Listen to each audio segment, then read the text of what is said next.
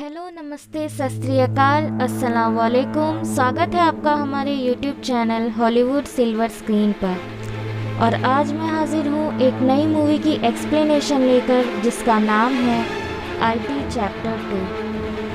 हमने IT के part first में देखा कि कैसे बिल और उसके फ्रेंड्स बिल के भाई को ढूंढते हुए पेनीवाइज का डटकर मुकाबला करते हैं और उसे भूखा 27 सालों के लिए सोना पड़ता है।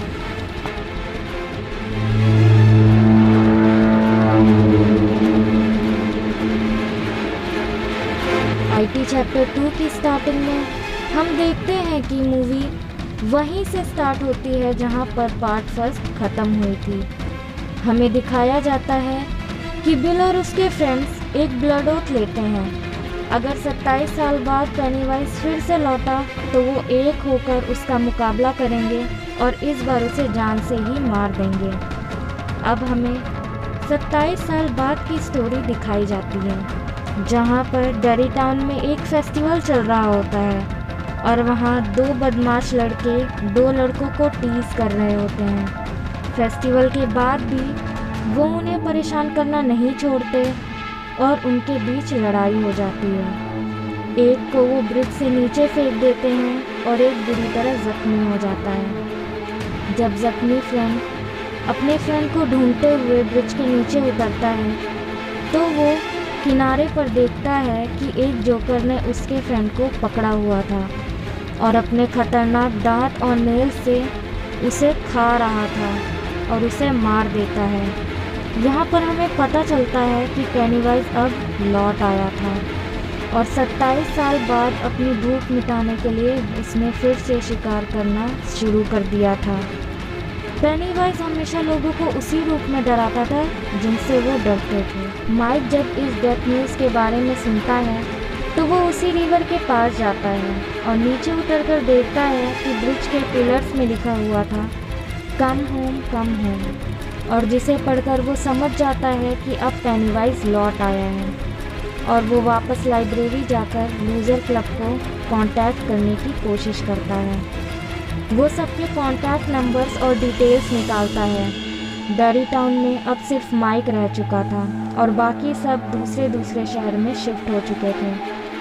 सबसे पहले माइक बिल को कॉल करता है, जो कि एक पॉपुलर राइटर बन चुका था। पहले तो वो उसे नहीं पहचान पाता, फिर पहचान लेता है। माइक बिल को मिलने बुलाता है और फाइनली बिल मान जाता है। उसके बाद माइक बेन को कॉल करता है, जो कि बहुत ही अमीर आदमी बन चुका था।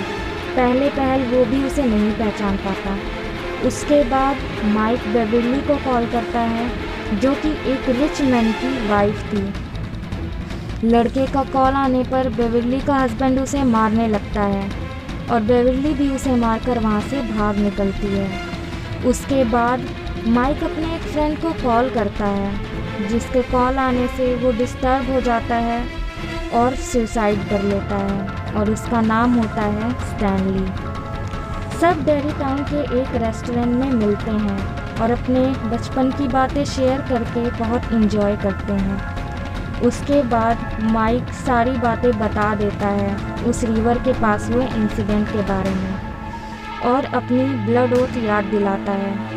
सभी बहुत डर जाते हैं ये जानकर कि पेनीवाइज लौट आया है। बहुत सोचने पर सभी अपने फॉर्चून कुकीज़ ओपन करते हैं, जिसमें एक सेंटेंस बनता है, guess Stanley could not cut it. और ये पढ़कर सब बहुत डिस्टर्ब हो जाते हैं और समझ जाते हैं कि कुछ गड़बड़ है।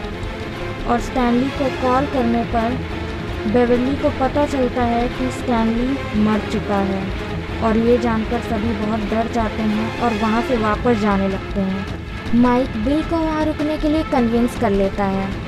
फिर माइक बिल को वहाँ लेकर जाता है जहाँ पर वो रहता था, एक लाइब्रेरी में। माइक बिल को पानी में एक जग मिलाकर पिलाता है, जिससे बिल को विजन्स आने लगते हैं और फिर उसे एक एंशिएंट सिरामिक दिखाता है जिसमें वो पेनीवाइज को कैद करना चाहता था। वो उसे उसके बारे में बताता है कि 18th सेंचुरी में एक अमेरिकन ट्राइब ने एक रिचुअल परफॉर्म करके उसमें पेनीवाइज को कैद किया था और माइक उससे मिलने गया था और ये सिरामिक भी चुरा कर ले आया। ताकि वो इसमें पेनीवाइज को कैद कर सके।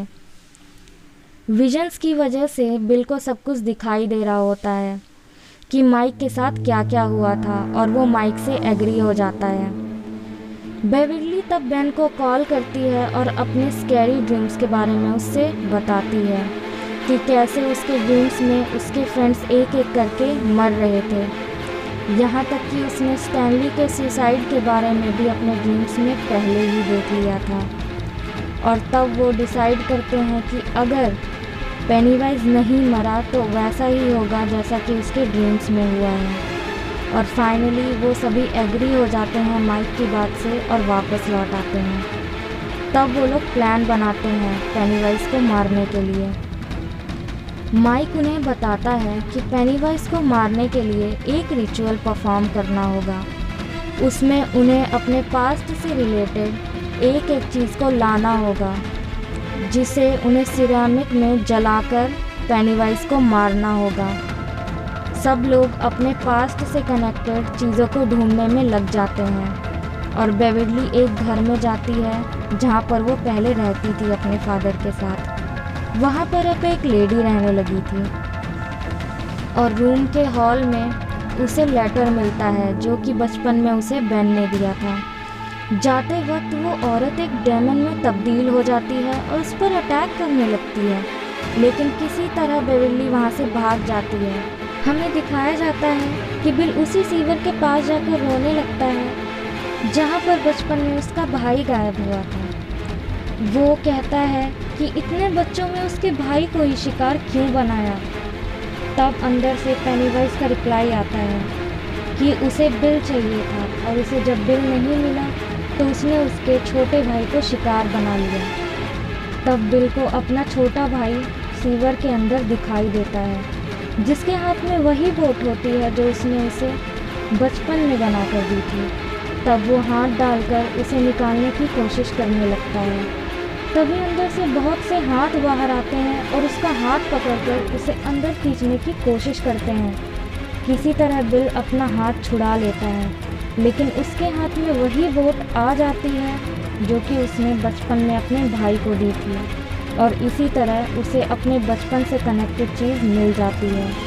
रिची को अपने बचपन का एक कॉइन मिलता है। इसी तरह सभी फ्रेंड्स को कुछ ना कुछ उनके बचपन से रिलेटेड चीज़ मिल जाती है। सभी फ्रेंड्स मिलकर उस पुराने कुएं वाले खंडर में जाते हैं और पेनीवाइज उन पर अटैक कर देता है और बेन के पेट पर लिख देता है होम एट लास्ट। सामने स्टैनली का बचपन वाला सिर उन्हें दिखाई देता है, जिसके अंदर से स्पाइडर के पैर बाहर आने लगते हैं और देखते ही देखते वो स्पाइडर हेड में तब्दील हो जाता है और रिची पर अटैक कर देता है। किसी तरह बिल और बेन उसे बचा लेते हैं। कुएं में एक खुफिया रास्ता था जहां से जाते हुए उन्हें एक गुफा मिलती है और वो जगह मिल जाती है जहां से पेनीवाइज फर्स्ट टाइम इस दुनिया में आया था। और वहाँ पे एक बड़ा सा स्ट्रक्चर बना हुआ होता है जिसके अंदर जाकर बीचों बीच माइक एंशिएंट सिरामिक को रख देता है और उसमें आग लगा देता है। सभी अपने बचपन से रिलेटेड चीज़ें उसमें जला देते हैं और एक दूसरे का हाथ पकड़कर रिचुअल को स्टार्ट करते हैं। सभी बोलते हैं turn lights into dark. 3 lights ऊपर से सिरामिक की तरफ आती हुई दिखाई देती हैं जो कि डेड लाइट्स होती हैं। सिरामिक के अंदर जब वो लाइट्स चली जाती हैं तो उसे वो ढक देता है। तभी सिरामिक के अंदर से एक रेड बलून बाहर आने लगता है जो कि बड़ा होकर फट जाता है और उसमें से पेनीवाइज बाहर आता है। पेनीवाइज सभी फ्रेंड्स को माइक के खिलाफ भड़काने की कोशिश करने लगता है। वो कहता है माइक ने रिचुअल के बारे में सारी चीज़ें नहीं बताई। तब वो कहता है कि रिचुअल कंप्लीट होने पर तुम सभी मारे जाओगे, और ये सब सुनकर सभी फ्रेंड्स माइक पर गुस्सा हो जाते हैं और घबरा जाते हैं। पेनीवाइज एक स्पाइडर में तब्दील हो जाता है और उन पर अटैक करने लगता है और वो सबको अलग अलग कर विजन्स दिखाता है जिससे कि उन्हें डर लगे। पेनीवाइज हवा में फ्लाई करते हुए रिची को डेड लाइट्स दिखाता है। तभी एडी एक सरिया उठाकर पेनीवाइज के मुंह में मार देता है और जिससे पेनीवाइज जख्मी हो जाता है और तड़पने लगता है। उन्हें लगता है कि पेनीवाइज मर चुका है, लेकिन तभी एडी पर स्पाइडर लेग से पेनीवाइज स्टैब कर देता है। तब सभी को लगता है कि अब वो नहीं बच पाएंगे। माइक उन्हें बताता है कि पेनीवाइज अभी खतरनाक रूप में है और उसे हमें छोटे साइज में लाना होगा। तब वो एकजुट होकर उसका मुकाबला करते हैं और उसकी इतनी इंसल्ट करते हैं कि वो छोटा होता चला जाता है। तभी माइक पेनीवाइज का हार्ट निकाल लेता है और सभी उसे अपने हाथ में लेकर क्रश कर देते हैं, जिससे कि पेनीवाइज मर जाता है। लेकिन सभी एडी के मर जाने से बहुत ही ज़्यादा अपसेट होते हैं और अपने बचपन को मिस करने लगते हैं। और वहाँ से जाने के बाद स्टैनली का लेटर उन्हें मिलता है, जिसमें लिखा हुआ था कि माइक की जब कॉल आई थी स्टैनली के पास, तब वो बहुत ज़्यादा डर गया था और उसे पता था कि वो पेनीवाइज का मुकाबला नहीं कर पाएगा और उनकी मुसीबत का कारण बन जाएगा। इसलिए उसने सुसाइड करना ही सही समझा और इसी के साथ मूवी का एंड हो जाता है। अगर आपको ये मूवी एक्सप्लेनेशन अच्छी लगी हो तो चैनल को लाइक, शेयर और सब्सक्राइब करना मत भूलिएगा।